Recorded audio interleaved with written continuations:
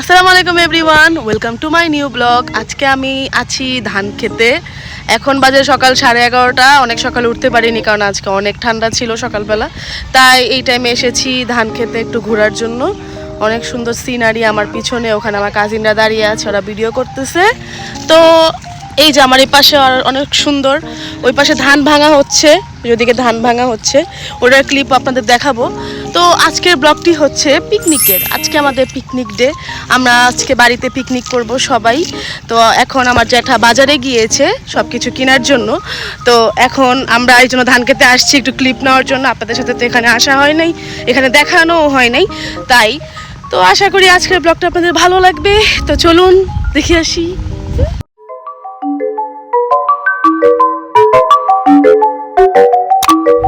তো আমরা এখন এটা একটু কাছাকাছি আসছি, এই যে ওখানে ধান কাটতেছে, তারা ধান কেটে রাখতেছে, আবার ওখানে মেশিন আছে, ওখানেই ভাঙতেছে।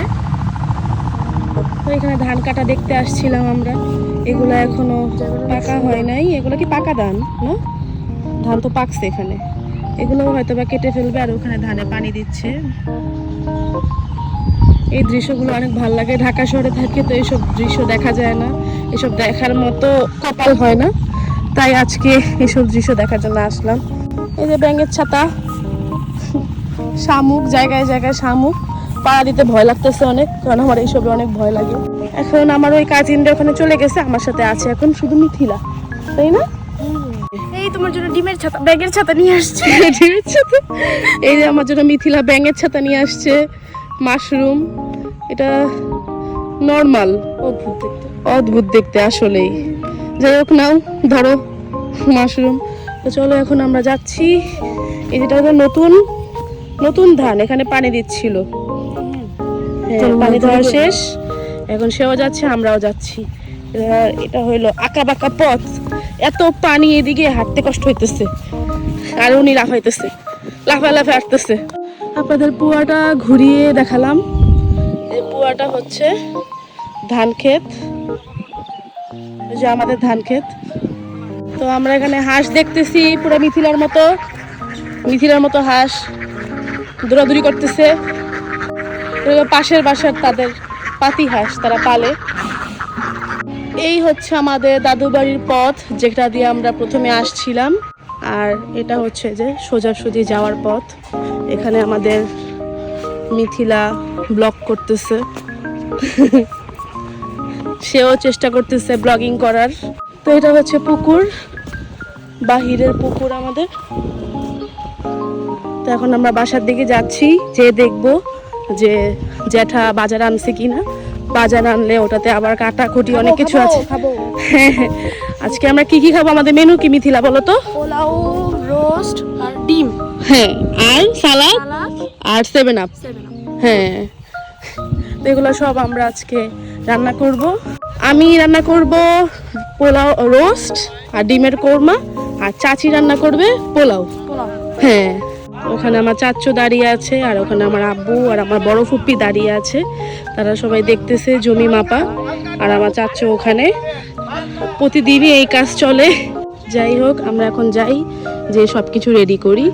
তো আমরা এখন বাসায় এসে পড়েছি, জ্যাঠা এখনো আসে নাই বাজার নিয়ে। তো আজকে পিকনিক হচ্ছে রাত্রের খাবার, তো তখন আমরা সবকিছু মানে সন্ধ্যা থেকে সবকিছু শুরু করব। এখনো সবকিছু শুরু করি নাই, সে আসুক সবকিছু বাজার নিয়ে। আমি ভাবছি এসে পড়ছে, বাট এখনো সে আসে নাই। এই ফাঁকে আমরা চিন্তা করলাম যে আমরা সেদিনের মতো আবার চালতা পারি। সেদিন তো মাত্র 2টা চালতা পারা হয়েছে, আজকে একটু বেশি পারা হবে। তাই এখন শিহাব টোড়া বানাচ্ছে, টোড়া রেডি করতেছে। এটার মাথাটা একটু মানে ছুটে গেছিল সেদিন, এখন আবার রেডি করতেছে। এটা এই যে ইয়ামিন আবার এসে পড়েছে, আমাদের ইয়ামিন। হাই দাও ইয়ামিন। তো এই টোটা বানানোর শেষে আমরা সবাই মিলে যাব আবারও চালতা পাড়তে। তো আমাদের সবাই সাথে থাকুন। তো আমরা সবাই এখন যাচ্ছি টোটা নিয়ে আবারও ওই গাছ থেকে চালতা পাড়তে। কি বলো ইয়ামিন, কি বলো? হ্যাঁ হ্যাঁ, আজকে একটু বেশি পারবো, ওই দিন তো মাত্র 2টা পেরেছি, আমরা 2জন ছিলাম না, আজকে তো সবাই। ওই যে শিহাব এখন পারতেছে, দেখি কয়টা পারা যায়। সামনে আছে অনেকগুলো আর ভিতরে আছে অনেকগুলো, মিক্সড, কয়টা পারা যায়। ওই যে 2টা পড়লো, 3টা টোটাল, 3টা পড়ছে। এই যে 4 নাম্বারটা। 5টা পড়ছে। পারো পারো, যতগুলা পারো পারো। সামনে অনেকগুলো আছে, ওগুলো সবগুলো পেরে ফেলো। তারপর কি কয়টা হবে তারপর ইয়ামিন? 10টা হবে। হ্যাঁ, এটার অনেক ভার। আমরা তো ওই দিন পারতে অনেক কষ্ট হয়েছে, কাঁধ ব্যথা হয়ে গেছে এটা পারতে যায়। যে এখন এগুলো সব ওরা টোকাইতেছে। টোটাল 10টা চালতা হয়েছে না নাকি 9টা? 11টা হয়েছে। চালতা নেওয়ার জন্য ইয়ামিন আমাদের জন্য ব্যাগ নিয়ে আসছে। ছুটকু অনেক বড় কাজ করেছে। Thank you Yamin. আহারে কষ্ট হয়ে গেছে। আপাতত এই কয়টা পেরেছি, এখন এগুলো সব বক্সের মধ্যে ভরতেছি। আর ওই খালের ওখানে আরো কটা পড়ছে, ওগুলো উঠাবো। ইয়ামিন এখন যাচ্ছে খালে। ইয়ামিন অনেক সাহসী, ব্রেভ। ও যাচ্ছে খালে ওই যে ওই চালতা টানার জন্য। ওই যে ভিতরে চালতা পড়ছে, ওই চালতা টানার জন্য ইয়ামিন যাচ্ছে। নাও নাও নাও, চালতাটা নাও। ইয়ামিন গুইল তোর পিছে, গুইল। আরে কিছু নাই, আসো তুমি আসো। ভয় পাও না। ইয়ামিন সাপ তোমাকে ভয় দেখায়। আসো আসো আসো, কিছু নাই। আসো আসো, এখান দিয়ে আসো, যেখান দিয়ে। এই তো সুন্দর, গুড বয়। এই যে ইয়ামিন এসে পড়েছে। দে সুন্দর, গুড বয়। তো ভালো ছেলে। ইয়ামিন সব পারে। আহাদ অনেক স্ট্রাগল করতেছে একা একা নেওয়ার জন্য। কেন চালটা বেশি পারতে হবে? সবাইকে দেওয়ার জন্য? হ্যাঁ, সবাই মিলে খাবো ওই দিনের মতো। হ্যাঁ, আমাদের ইয়ামিন অনেক ভালো ছেলে। ইয়ামিন আজকে এই বস্তাটা না নিয়ে যাবে। 10 টাকা দিলে হয়ে যাবে? একটা ললিপপ কিনে খাবে? আচ্ছা ঠিক আছে। তো আমাদের চালতা পাড়া শেষ, এখন ওরা বস্তা নিয়ে যাচ্ছে। এখন চালতা ভাগাভাগি চলছে, কাকে কয়টা দিব। ইয়ামিন বেশি পাবে তাই না? ইয়ামিন কষ্ট করছে, ইয়ামিনের তো বুঝতে এবার একটু বেশি খাইব। তো সব ভাগাভাগি শেষে এখন এই 5টা আমরা বানানি বানাবো তাই না? ইয়াম্মি করে বানাবো। তো এখন এই যে মাখাচ্ছি চালতা।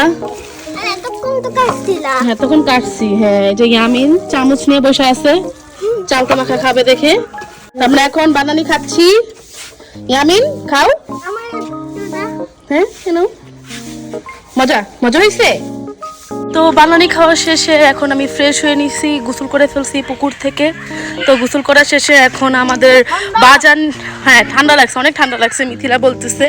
তো এখন আমাদের বাজারে এসে পড়ছে পিকনিকে, তো সেটা আনার জন্য এখন আমরা যাচ্ছি। তো আমরা এই যে এই রাস্তা দিয়ে যাচ্ছি, এখান দিয়ে রোডের দিক দিয়ে পড়ে। এটা হচ্ছে আমাদের বাড়ির পিছনের রাস্তা।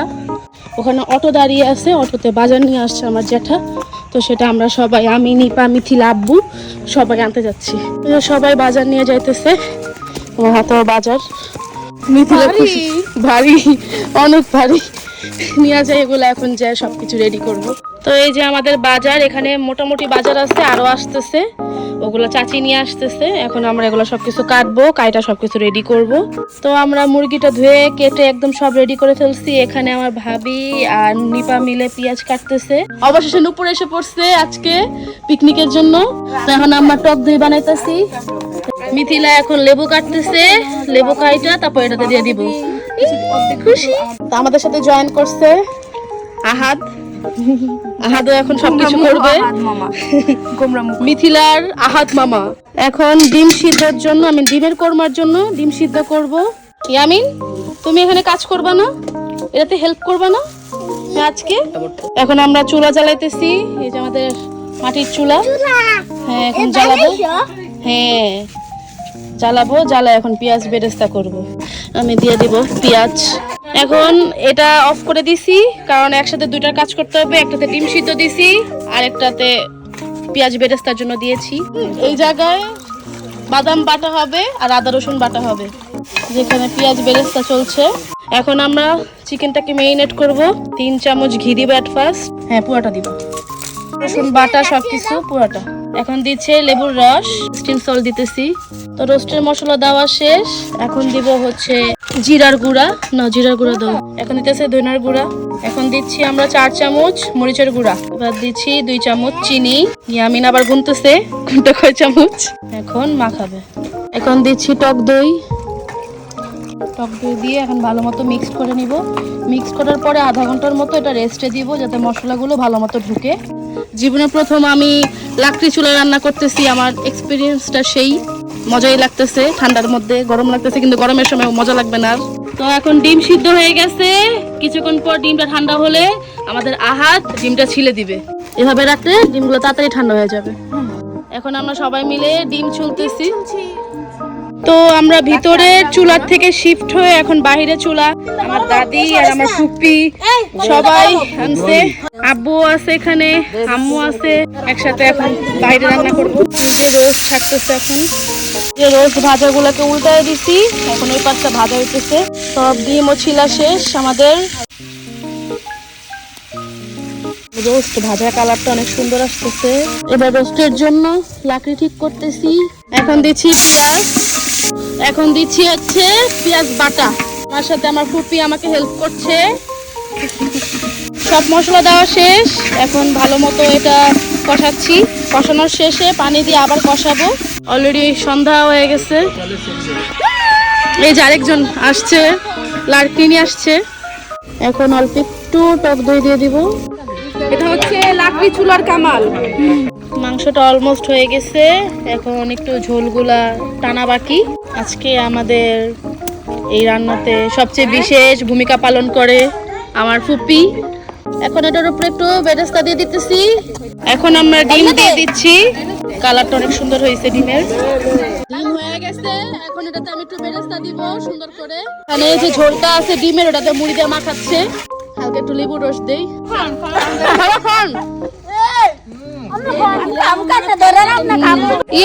কারেন্ট চলে গিয়েছে, এখন আমরা কারেন্ট ছাড়া পোলাও রান্না করব।